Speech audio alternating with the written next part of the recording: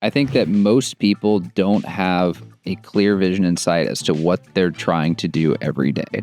Like, what's the goal? What's the purpose of waking up? What's the purpose of going to work? What's it all for? And I think ultimately it boils down to how you're going to spend that time, that money, whatever it is that you're after, and constantly reevaluating. You're never just going to arrive, like that's just, there's always something missing there. And there's always some sort of hunger for more. I was fortunate enough that my parents took care of my college, and obviously it really set me up to be able to. Yeah, no, the film school thing really worked out here. Worked out great. Yeah, no, it's great. I mean, like, look at this. Hey, we're on TV right now. Oh, you want to get into this?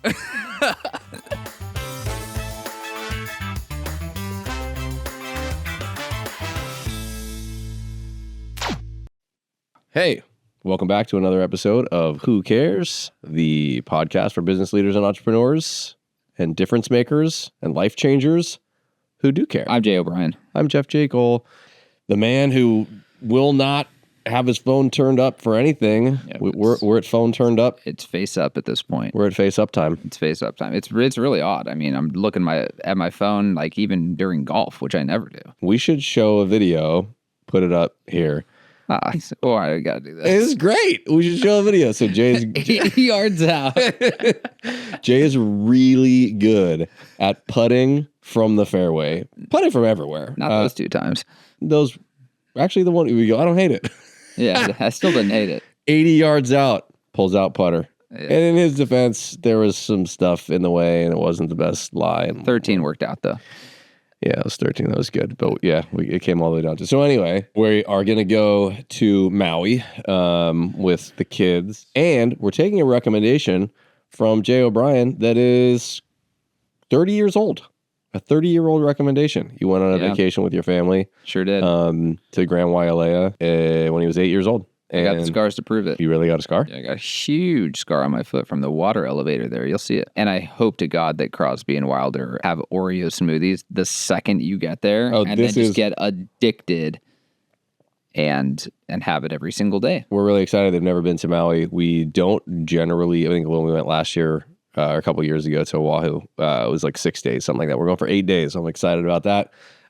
Celebrating some stuff. It's right around my birthday. It's very close to my wife's birthday, and it will be on our 10-year wedding anniversary. Yeah. So we will be pull out all the cards for all your bookings. All the stops. So the Cliff Notes version of the story for booking it is just your typical thing. We talk about, bad customer experiences, usually on web-based things that just make absolutely no sense. So if I break it down, I got really annoyed. I had to use points from a credit card and to buy, this is just for the flights. It didn't make sense. You couldn't, on the credit card company, when you're trying to go through and do it with points, you cannot pick seats. I don't have the luxury of not picking seats because I got a 6-year-old and 8-year-old. If I don't sit with them, I don't know, who knows who they're going to sit next to. So you got to go and do it on the website. And then the website, so I transfer miles or transfer points to turn into miles. Then I'm on the website. And then you, surprise, surprise, I don't have enough miles. You're short by however many miles. Okay, no problem. I'll just pay partially with miles and partially with the credit card. Oh, I'm sorry. We don't do that. Literally, and I don't want to call them out because I really like the airline. But that's preposterous. After an irreversible transfer. After an irreversible transfer that turns points into miles, then you're stuck. So then I can't even get someone on the phone to tell me how many more miles do I need? Because I can just purchase more miles. That can be a solve. They can't. I'm sorry, you can't tell that unless you can book it. It doesn't let me get to the page on the booking process unless I have enough miles to do it. So I can't get this answer. The phone it says that you're due to unusually high volume. Why do they keep saying the word unusually high volume? Yeah, it's very usual. It's very usual, right? Due to high volume, your wait time is 50 minutes. I'm like, well, shit. All right. So I put the thing on, I got Hawaiian music playing. And then meanwhile, I'm texting with somebody on the thing because you can SMS them. Nobody helps me with anything. In the middle of the process, I'm going through this, trying to figure it out. I guess how many points or how many miles I need to buy, go through that process.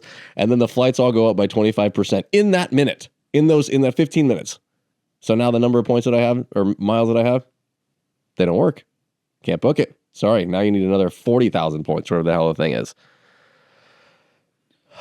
You sure that was a Cliff Note? That was a Cliff Notes. I could talk about it. It was a 3-hour saga. Okay. So that's Cliff Notes. But in the end, it all worked out. I've got the scars to prove it. Are you going to feel guilty when you're just out gallivanting in Hawaii and people are hard at work here? Oh, I know where you're going. I like this. No, I will do my best not. I mean, I'm bad at this. You know It's that. very much in your nature to feel I know. guilty. I will feel, it will depend. It will depend timing-wise. It will depend on whether you are able to help with things or whether things are hard at home. Like if people are struggling, it's not about like, I will never feel bad, but I don't think that I'll feel bad that like people are working and I'm not doing it. Because I'm also not planning to like completely unplug and not be online. That's a problem. Okay, paint this scenario. If you were at home with a newborn and things are really hard and you can't be available, this is one of 2 times in your whole life that you'll have a newborn and have that experience. So if someone's experience is going to be upset or they should pull away from their experience, I would think. First of all, my experience is far from once in a lifetime. It sounds like it's every day for the rest of my life. No, the really bad parts. No. And then that's just kid number 1. Yeah, that's true. It's all reset That's kid true. number 2. You may never see Hawaii ever again. Oh, stop. At this rate, I'll go to Hawaii every 2 years and nowhere else. Yeah. So I'm just saying. So turn yes. that phone off. Yeah. Okay, so I'll do my absolute best. Yes, I will unplug. I will keep my phone off, and I will not. No, you know what? I never feel bad. The way that you just termed it, well, you feel bad that other people are hard at work plugging away and you are not. I don't feel bad that others are working and that I am not, because if I like dissect it, because I feel really good about my output at the time that I am here, and I also almost never do this, right? What I do feel guilty about, or what I do want to make myself available about, is when any progress or anything that's going on, progress or speed, is hindered, or people's jobs are made harder because they don't have an answer, or they don't have whatever from me, or help, or whatever it is from me. What it leads me to ask is, what's it all for? What's it all for? We talk a lot about business growth, more revenue, taking care of people, making people feel good, making a bunch of more money when you do that. What's the point? Can I answer this from a perspective of like, why do you want to, at whatever point, earn like complete financial freedom, because that is an end goal, I think, right? It's whether it's from an ongoing business or from a liquidity event or from whatever, where you have complete comfort and, for the rest of your life. So for you, building revenue and taking care of people and making more money is to one day make so much money that you won't have to make money anymore. You just said money a whole lot of times. Well, so the first answer is, what's it all for? Like, and I view it as, why do you want to get to that level? And my answer has always been, not to like acquire a bunch of shit and do a bunch of things. I've always said the right reason, or for me to get to that level, is to do things for the right reason. So like, when you ask somebody something, okay, well, if money was no issue, if money was no object, it's not like, oh, I'd go all out and I would get this or I'd do this. Like, the answer is, it's a non-issue. Like, you've talked about this a whole bunch before. When you see a guy that just slovenly and just rolls up and is wearing sweats and whatever, is like, guy has absolutely nothing to prove. If he buys this shirt or that shirt or this car or that whatever it is, he's doing it for the right reasons. He likes it. What do you currently do for the wrong reasons because you don't have enough money? This feels like an interview program, and I am a guest. I don't know what I do for the wrong reasons. I think that until I mean, we're so different in this respect. Until not all that long ago, within the last 5, 10, I don't know how many years, like, I read menus right to left. You still do. I don't really anymore. Sometimes. But not really. Like, that's a tiny thing. But I love the idea of, I knew a guy. Oh, you know a guy. I knew a guy, a friend of a friend. But I knew him pretty well. He had an insane business. He's since sold it. I mean, he's probably a billionaire.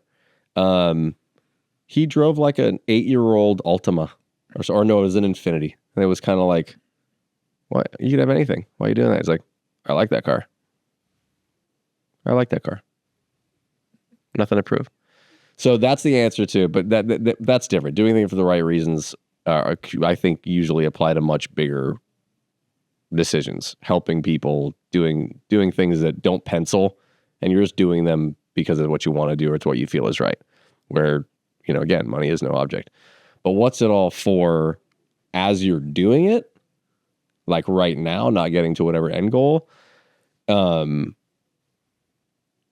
think most prevalently about employees, about like being a part of making people's lives possible. The fact that we employ people, and I know some folks will say like they could be employed anywhere, but like now I think it's like, theoretically we started this thing. There's dozens of people whose kids, eat and go to school and go on trips and do whatever because they earn a living doing something that they like and feel good about out of something that we created from nothing. What are things that, if you had financial freedom, you could do things for the right reasons, is what you said.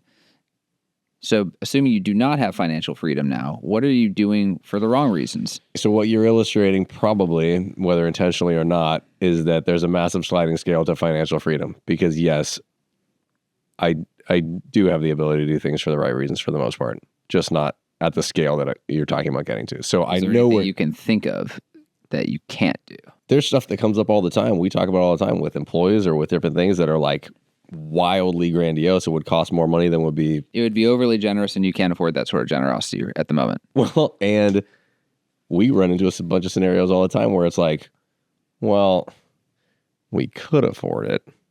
And then it becomes a question. It's a constant question of like, it's not smart. It's not fiscally responsible for the other, for the 35 people whose lives we're responsible for. Let's not even talk about client giant. Let's say we're not even talking about company money, employees. We're talking about your own personal life, your own personal money. Things that I can't do for the right reason? Yeah, or where you find yourself feeling constrained. Every day, or 5-6 times a week, there's something that comes through social media, whether somebody that you know or that you don't know or that you see online that you would want to give to, and I would just do it frivolously.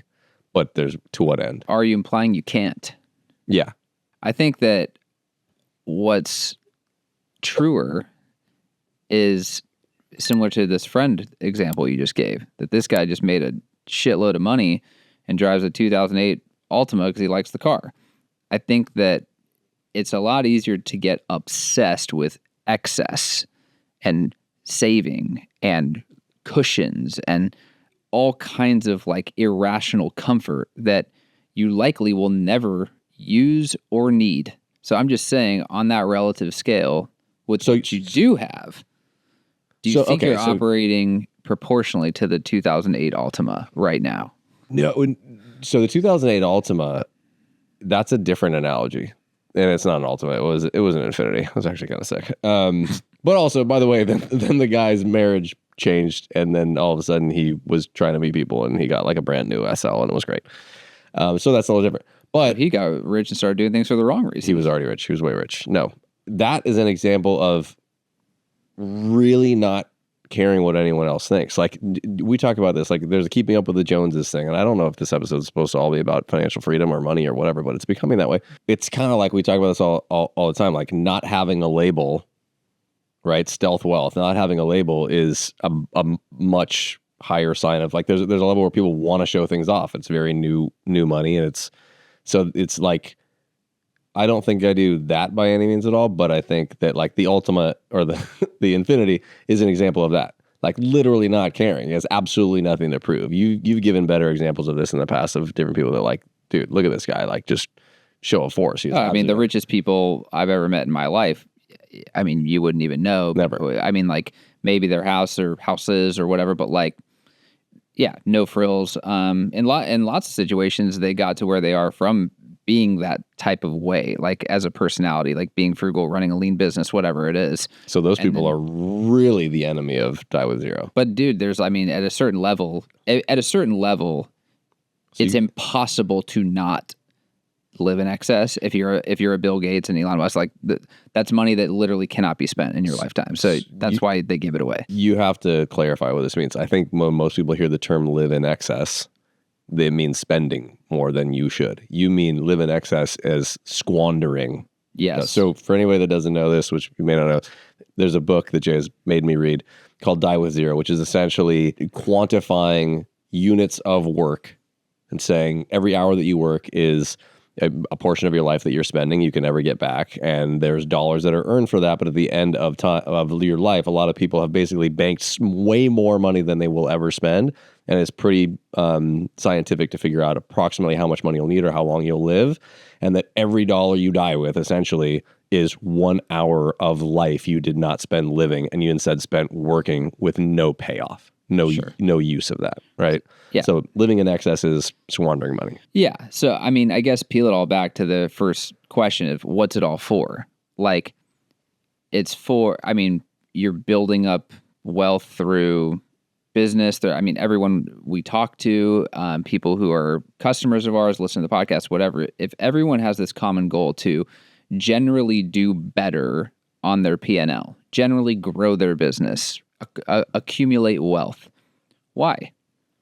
Is it to buy more things? No. Well, I think it's probably different for everyone, but for me, I think it's like freedom and comfort that's specifically related to family, like my kids, my parents, my sister, basically essentially feeling a comfort that, like, I don't want to say that nobody wants for anything, but that just, like you talk about a lot, of just being like the comfort of like wanting to feel set. Like like an atomic bomb could go off in your career, in your life, in your whatever, and you're covered. So I guess that's part of the exercise here is, have you identified that number? What's a realistic time frame that you should be prepared for in terms of runway? You know, is it atomic bomb goes off, I need to be prepared to live comfortably for the next 50 years? Is it 2 years? You know, like, have those things been outlined? Have they been identified? Do we even know what we're shooting for? Is there a target? Or is it just keep grinding, just keep stacking, keep accumulating? I think most people are just building. I don't think they have that. I think so too. Yeah. The most eye-opening part of Die with Zero is basically saying, like, this should be somewhat quantifiable. You should be able to put a number together. And then I just talked with someone a couple of days ago about when I was mentoring for a bunch of like founders, startup founders and whatnot. I would always say, like, your two advantages are, one, you can move faster and make decisions faster than a big company. And the other one is, because of that, you can maintain optionality, and you should maintain optionality, meaning like you're keeping yourself up and you're not so entrenched in whatever this path is that you couldn't completely audible and go a different direction. The reason I'm bringing that up is because I think when I think of what do you need, I have several different outcomes or possible paths. So if you said, like, how much do you need in terms of runway? If something happens tomorrow, you're making $0 and you need to live and support your family for whatever, however long, can you do it? That answer is very different where we live than it is if we moved somewhere else, right? Like, you could call an audible, move somewhere, and maybe live forever on a reasonable. I think that most people don't have a clear vision and sight as to what they're trying to do every day. Like, what's the goal? What's the purpose of waking up? What's the purpose of going to work? What's it all for?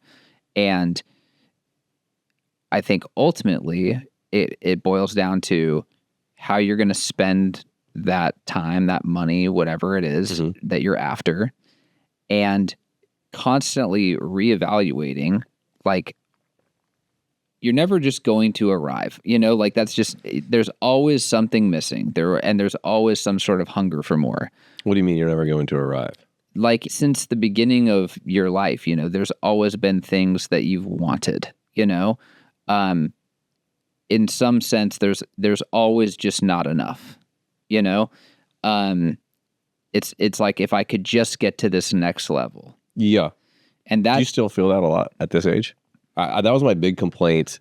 I think that's basic, like, supply and demand economics. Like, that will always and forever happen. I don't feel like that in most of my more recent adult life. Like, I remember a huge, not argument, but like a consistent back and forth battle that I had with my parents growing up was like, it literally was, what's it all for? Which is interesting that's what how you started this, was like, essentially, I would say this is in the education system. So, like, growing up and doing, you know, you're busting your ass in even elementary school. And there was a program where here called GATE, where you would, like, You got to do a little flex. Yeah, well, sorry, guys. That's a little flex. You got to do this test so that you can get into this, so that you can go take these classes earlier, and then you could go in this, and then you do your APs, and you do all this kind of shit. And I know I was more of a student or into that than you were, but like, that's just an insult. The point was, I would constantly say that as like, there is no payoff. I would always say that to my parents. I'd basically say like, what is this all for? Because they would be like, well, you're doing this so that you can do this.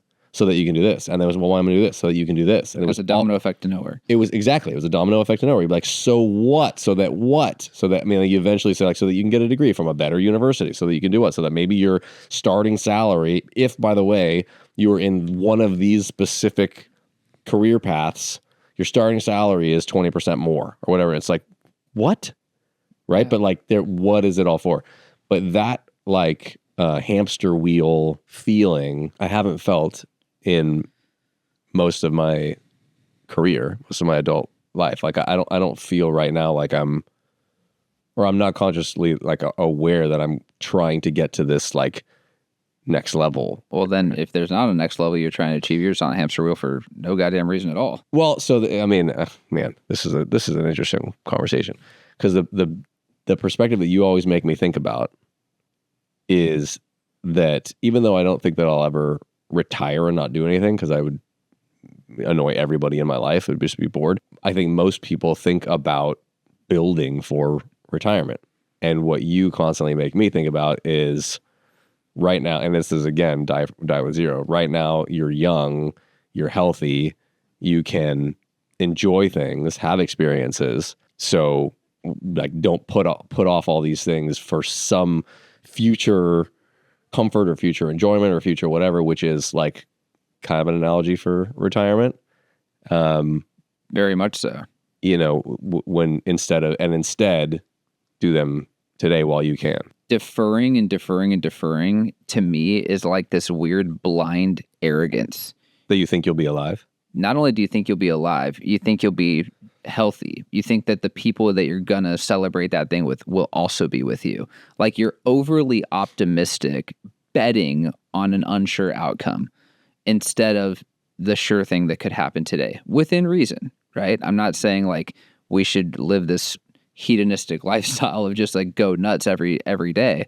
But I think that as a society, probably because the keeping up with the Jones Law stuff, we've become so adept to doing the other thing where it's just stay focused, stay self-contained, acquire, build, and at what point do you just pause and say like, what are we doing? What's this all for? But that's interesting, because keeping up with the Joneses is usually people overspending in order to like maintain a lifestyle. Yeah, but it's all accumulation, you know? So it's like, what's it all for? I mean, at the end of the day, is it for peace of mind? Is it for things? Is it for quality time? So, you know, even when I joke about this trip that in Hawaii, where I'm like, your phone better be off, is because if your phone's on and you allow yourself for that week to even have like a thought of work where you're like, and of course, you know, we're owners of the company, you're never not thinking about work, but that's even why it's more important to make a conscious effort to actually force yourself to unplug, because whatever someone thinks they need here, they don't need it right now from you. Like, they could get it from me, they could figure it out on their own, or it just won't get done and the world will go on. But one thing that is for certain is that fast forward a year, you're not going to remember that moment. They're not going to remember that moment. They might not even work here anymore. Yeah. But if you spent that time in the pool with Crosby and Wilder, they will remember that. Yeah. And so will I. Forever. Yeah. Well, I might not. So it's a better return on your investment. Yeah. No, that's 100% right. It's a hard thing to do, but it's 100% right. But I'm saying we should constantly be reevaluating this stuff and constantly like dipping in the pot, you know, redeeming, you know, like, what's the rainy day for? Yeah, I mean, obviously you know this about me, but like, I've done as much as I could do up to this point, I think, for like my mom and things like that. And when it comes to like airline points or whatever, it's like, I'll just drain that shit to zero. I'm just like, that's what it's for. Like, yeah, I don't need that. I don't need a surplus of that. It'll come back, you know, and it's gone now because I used it, you know, like, it's that simple. And I don't feel any type of way about it.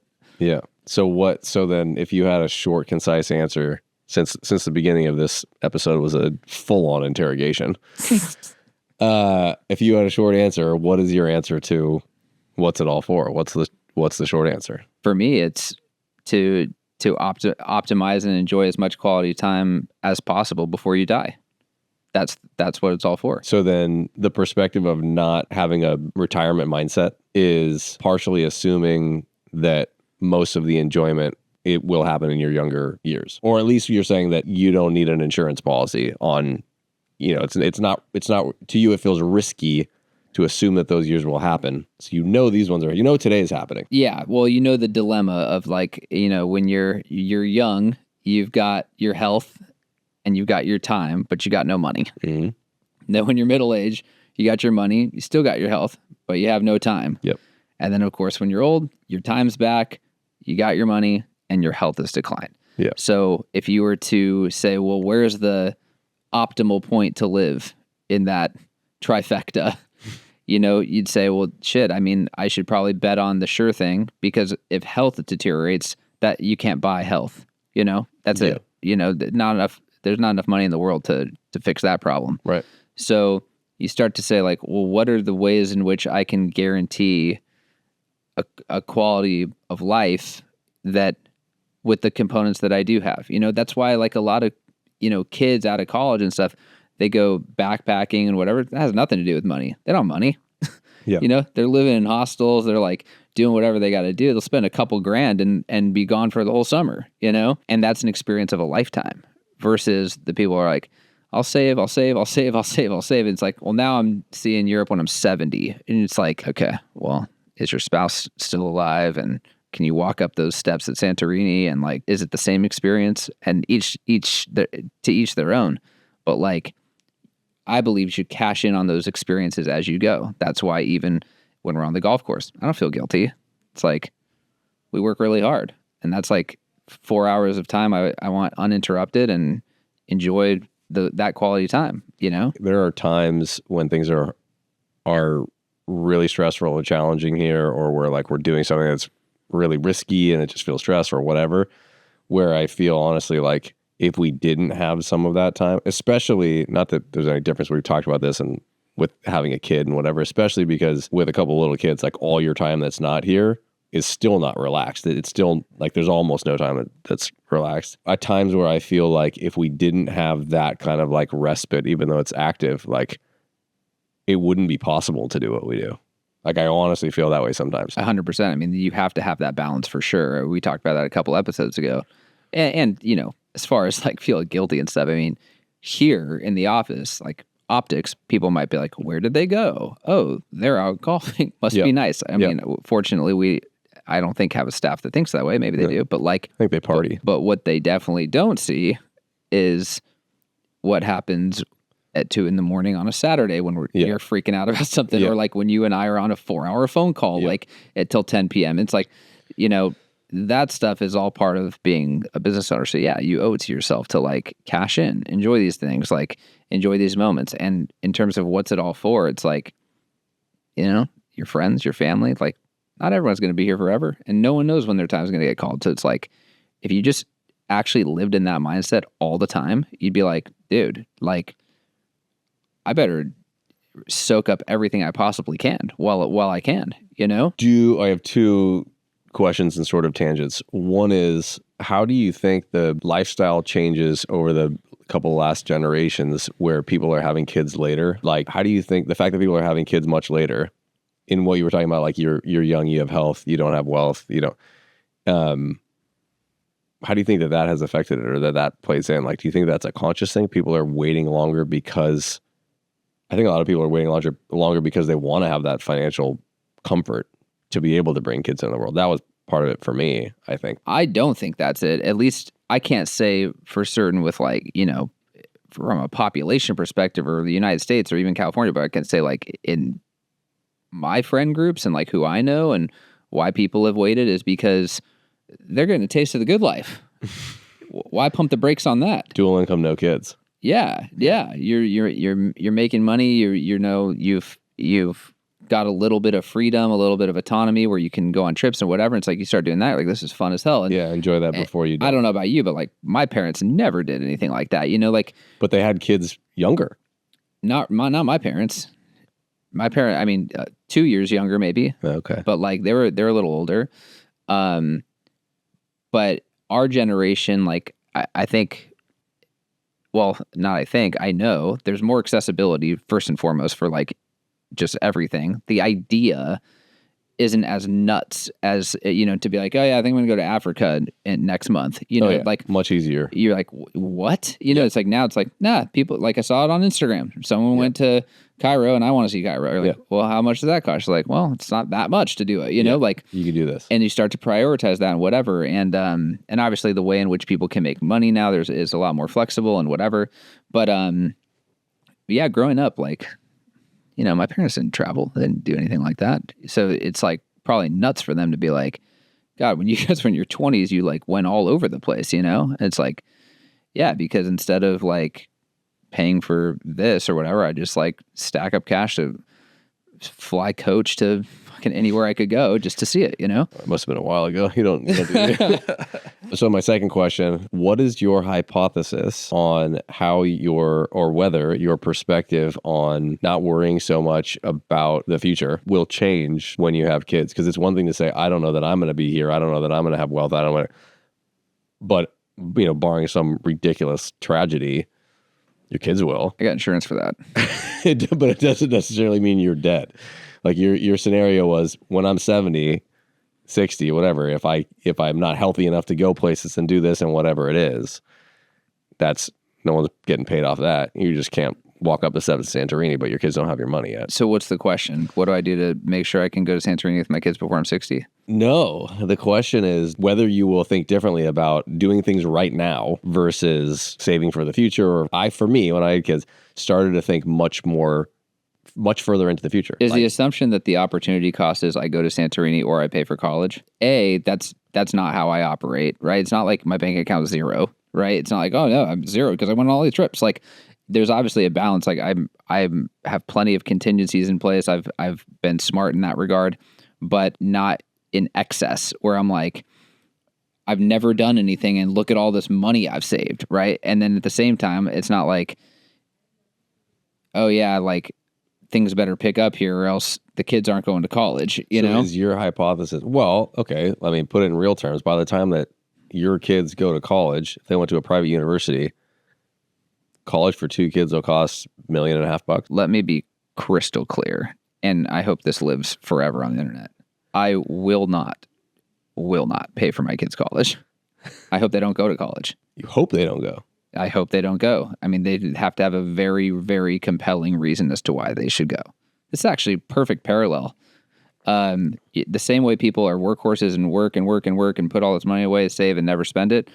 People go to college and study and get into massive debt, and they have absolutely no plan whatsoever. And you would never ever open up a business and be like, I'm just going to open a bar. Like I'm just going to take out a ton of loans. Never even ran a business plan. Don't know what a balance sheet is. But like I'm just going to keep doing it to feel productive, and one day it'll work out. You would never do that. Yeah, it's the exact same thing. Yeah, I agree with that.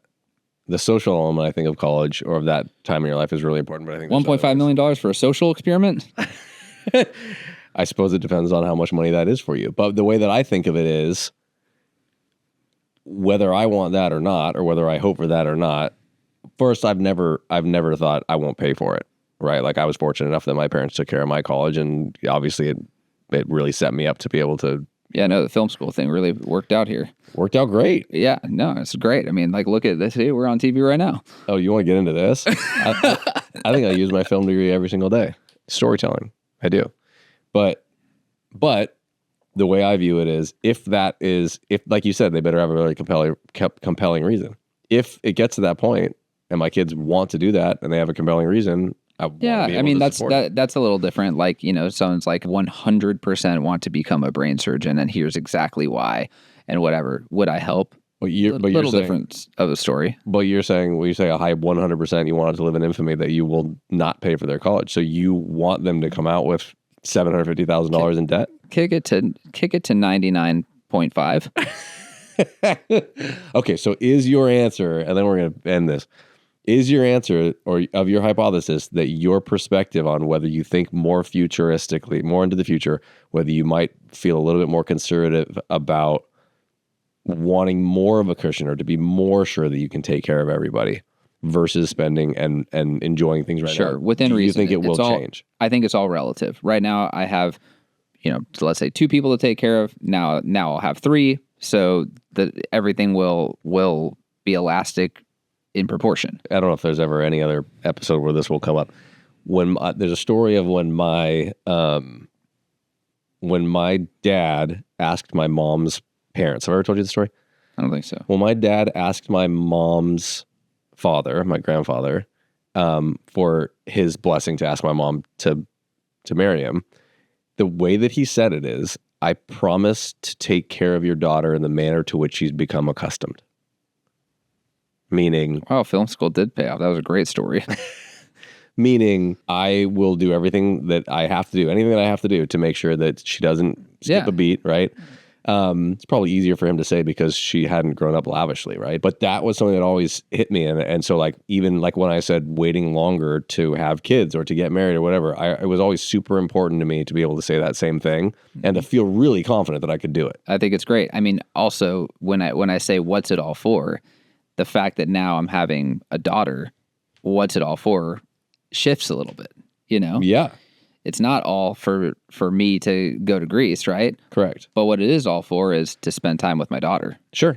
So yeah. So in whatever way that shakes out, so it's the same principle, but it's less about me because there's more people involved. But still, it's not like it's the same reason why I will want her to have many, many experiences and not like hold back and then like save them up for one day. It's almost like my sister's really great at this. Which one? Annie. Okay. With her kids. She does super fun things with her kids all the time and things that we never did as kids. Like what? I mean, obviously there's a financial component, a big financial component that like we didn't have money like that when we were kids. So like we didn't, we went to Disneyland once a year and that was a gnarly expensive thing to do, For right? sure. And it still is, by the way. And it still is, yeah. So like no passes, none of that stuff, whatever. But like, just be like, hey, after school, I want to go to Chuck E. Cheese or something. Like, let's go.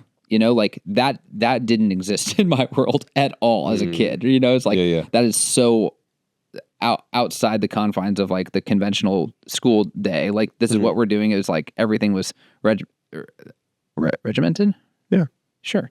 So, but anyway, she likes to create that fun for them where it's like and for them, maybe they don't even appreciate it because that's just normal for them, They do. My kids are the same way. But I think that's cool for a parent to be like, we don't need to wait until summer. We don't need to wait until Saturday. Let's do it right now. Like that's really fun. That's an experience. For those of you who don't know, Jay's sister Annie has a very successful and popular YouTube channel, TikTok, Instagram, where she covers true crime. She's been doing it for a few years. She's so talented and so good at it and works her ass off and has absolutely crushed it. And she has a huge following. And they are, I think, mostly women. So I'm sure a lot of them are moms. And she just basically thanked all of her followers and supporters and said, like, it's Mother's Day. I'm like, you guys are all doing a great job. I know it's hard. It's hard for me. She actually shared her story of postpartum and how challenging that was. But then I haven't seen her do this, and I'm sure she has because she has it in her blood and she believes what we believe in. But she says, I'm so fortunate to be in the position that I'm in. It's all because of you guys. And if anybody needs anything, if there's anything that I can do for anybody, reach out. I don't know, who took her up on it, but it was dope. I'm going to ask a favor. So we've been getting some troll comments. I like those. Keep those coming. In fact, if I can get the login, I just kind of want to respond. Yeah, but like I don't know. But yeah, we've passed the threshold of subscribers. It's pretty low. Yeah. But it's more than I thought. Yeah. And we appreciate it. Comments, likes, subscribe, reviews. I guess anything that you want to do that might take 20 seconds. It would be cool. Yeah. That's the ask. Thank you as always. See you next time.